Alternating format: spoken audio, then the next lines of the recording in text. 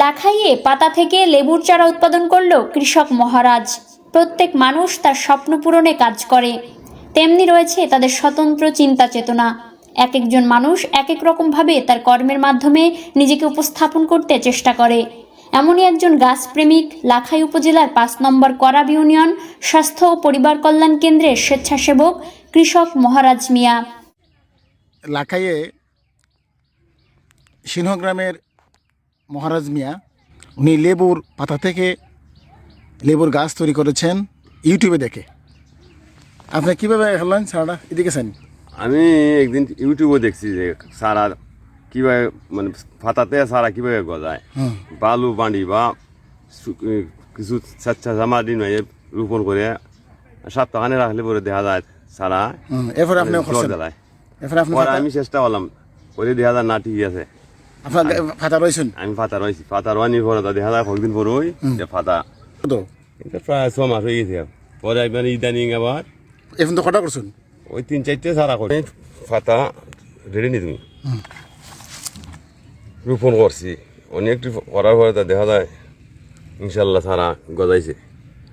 সারা চলে আসছে। জি, শিকড় যখন দিছে আমার ধারণা হইলো যে মনে হয় গাছও হবে। পরে আমি অন্যখানে ফুটতে রাখছি, দেখা যায় গাছ হয়েছে। তাহলে আপনি সফল? আমি জি ইচ্ছা করলে কি সারা এই ফাতা থেকে সারা তৈরি করে বিক্রি করে দেবো ইনশাল্লাহ।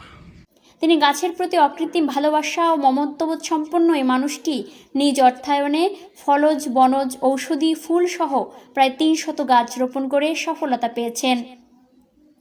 তথ্য ও ভিডিও চিত্রে আমাদের লাখাই প্রতিনিধি মহিউদ্দিন আহমেদ রিপন। ইউটিউব দেখে তিনি লেবুর পাতা লেবু চারা ছাড়া উৎপাদন করেছেন। লাখাই উপজেলার ৫ নং করাব ইউপির পূর্ব সিংহগ্রামের মৃত সিদ্দিক মিয়ার ছেলে মোহাম্মদ মহারাজ মিয়া। মহারাজ মিয়া এক ছেলে এক মেয়ের জনক। এ ব্যাপারে উপজেলা কৃষি কর্মকর্তা কৃষিবিদ মাহমুদুল হাসান মিজান বলেন, আমাদের মহারাজ সাহেব ইনি আমাদের এই লেবুর পাতা থেকে চারা করার জন্য তিনি দীর্ঘদিন যাবত কাজ করতেছেন। তার পরিপ্রেক্ষিতে তিনি সফলই বলবো, কারণ পাতা থেকে তার শিকড় রয়েছে। আর আমরা সাধারণত অঙ্গজ প্রজনন বিভিন্নভাবে করে থাকি, ডাল থেকে করে থাকি, আমরা গাছের বিভিন্ন পার্ট থেকে করে থাকি। সেই হিসাবে পাতাও কিন্তু একটা অঙ্গজ প্রজননের একটা পার্ট। সেই হিসাবে লেবুর পাতা থেকে আমরা সাধারণত কমনলিভাবে দেখি না যে এটা করা হয়। তো সেই হিসাবে তিনি এটা নিয়ে অনেক দিন ধরে কাজ করেছেন এবং কি তিনি সফলই বলবো, যেহেতু শিকড় হয়েছে এবং কি এই শিকড় করতে গিয়ে তিনি কোনো বাইরের কোনো কেমিক্যাল ইউজ করেন নাই, শুধু জৈব সার এবং কি অন্যান্য যে ন্যাচারাল পুষ্টি যেগুলো আমরা থেকে পাই, জৈব সার ভার্মিকম্পোস্ট, এগুলো ইউজ করেছেন। এবং কি একটা চারা তিনি রোপণ করে গাছটার আমি দেখেছি গাছটা হয়েছে মোটামুটি। আমরা সেটা ফলো আপে রাখতেছি। যদি গাছটার অবস্থা ভালো হয়, পরবর্তীতে আমাদের চারা করার ক্ষেত্রে শুধু পাতা থেকে যে চারা, এটা কিন্তু চারা পরিমাণও আমাদের বাড়বে এবং কি সহজেই চারা করতে পারবো।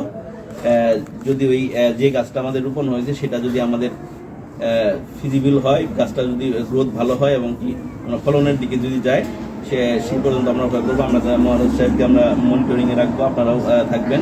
তো সেক্ষেত্রে সেটা হলে আমরা পরবর্তীতে সেটা একটা সাজেশন দিতে পারবো যে পাতা থেকেও আমাদের সুন্দর গাছ হচ্ছে, সেখান থেকে আমাদের যে চারাটা হয় সেটাও সুস্থ সবল হচ্ছে এবং কি ফলনও খুব ভালো দিচ্ছে।